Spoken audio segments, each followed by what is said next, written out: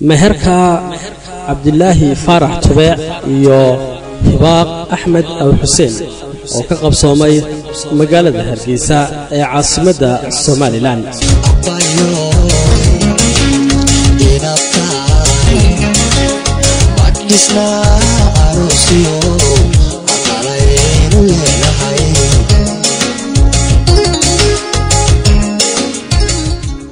subaxnimadii salaasadii abaaro 10kii subaxnimo oo Gowa kowda bisha Juun sanadka 2010 kuna beegan 19ka bisha Jamaadul Aakhir ee sanadka Islaamka 1430 ayaa kolaya baabuur ah iyo dad aad u tiro badan isuguna jira dhalinyaro iyo waayeel oo uu hogaaminayo gudoomiyaha maxkamadda degmada Hargeysa Cabdirashiid Maxamed Xirsi ina beerkeen ay tageen hotel Mansour ee caasimadda Hargeysa waxa halkaas ku qaabilay Caaqil Cabdi Jaamac Maxamed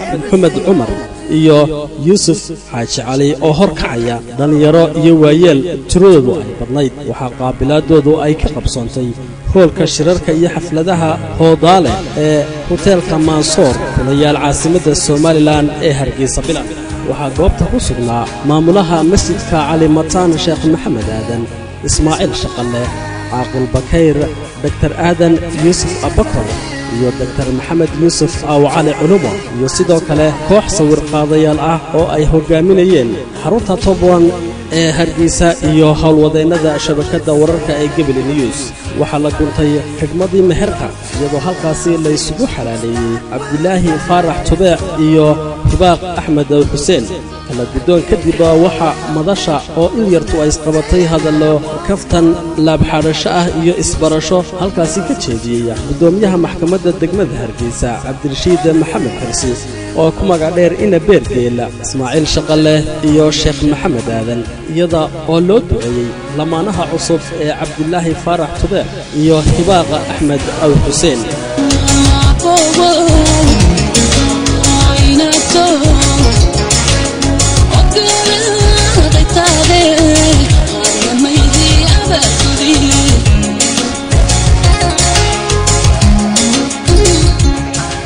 kolka ay xafladda meherku ka qabsantay waxa uu hadaafiyay farxad rayn iyo qosol qof kasta oo madasha ku sugan wajhigiisa iyo doolo cadeynta ilkihiisa ay ka muuqatay in dareenkiisa farxadeed uu marayo meel sare oo la tilmaamo halka ugu sareysa Cabdillaahi Faarax Tubeec iyo Hibaaq Axmed Aw Xuseen lamaanaha cusub waxaanu ugu ducaynaynaa ducadii nabigeena suubanaa badbaado iyo naxariis korkiisa ahaatee uu ugu ducayn jiray xafladaha noocan oo kala ah ahaydna barakallahu laka wa barak alayk wa jama'a baynakuma fil khayr aw bil khayr asxaabta ismehersatay ee waxaan uga baryeynaa inuu ka dhigo labadii aqalgalkooda ku gaadha bashbash iyo barwaaqo labadii uu rabbi bogooda burcad isku mariyo labadii aqalgalkooda kadib kala hela ubad khayr qaba oo waalid adeeca dadkooda dalkooda iyo diintoodabana anfacu leh labadii ku guuleystaa dibutaagida qoys cusub oo islaam ah oo ku soo tabaad dunida muslimka ee bowkaye reerkii lagu nasto lagu nagaago lagu reeyo lagu raaxaysto ee iyaga oo wada jira nabad ku wada noolaada yaa rabbi ka yeel labadii si siman u waajaha xal u helidda dhibaatooyinka mararka qaarkood ku soo kordha qoyskooda noloshu waa fahane raxmaanka ka dhig cimrigood noloshooda kuwii isfahma kuwii isla fahma ka salgaadhida wado ay jeexeen oo horumar u ah iyaga iyo dadkooda saaxiibkay Cabdillaahi Faarax Tubeec oo ragga wax dheer iyo dumaashada Hibaaq Axmed Aw Xuseen oo dumarba ugu filfoon anana waxaanu intaa ugu darnay allow gadaafooyinka gees mariyo guyaalka soo socdana barwaaqo ugu gogolo galadaada ku gacan qaba oo gu' kastoy gaadhaan iyo da' kastoy nool yihiinba kuwii guulaysta ka yeel allowma aamiin aamiin aamiin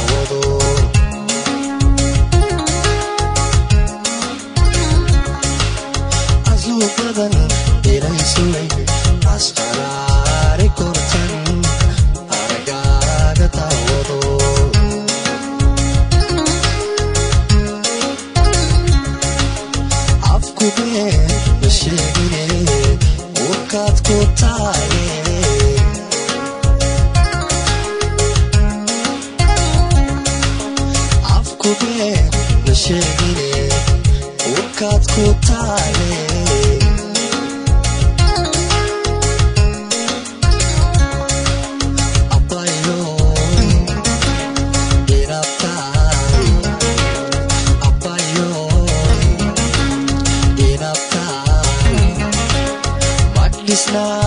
arosiyo aqalaynu leedahay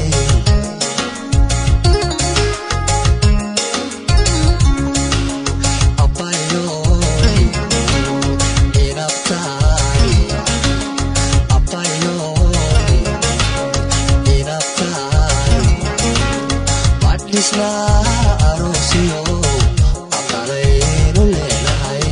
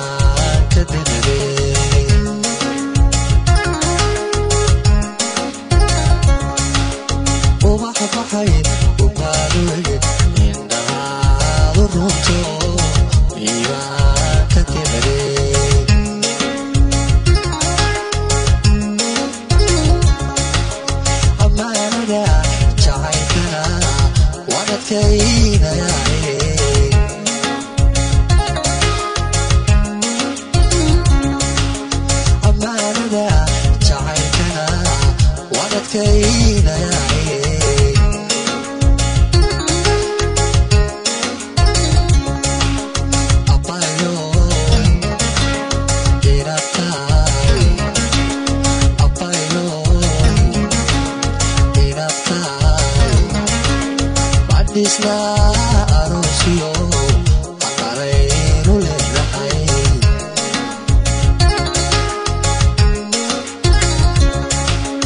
abayo inabtaay abayo inabtaay badisna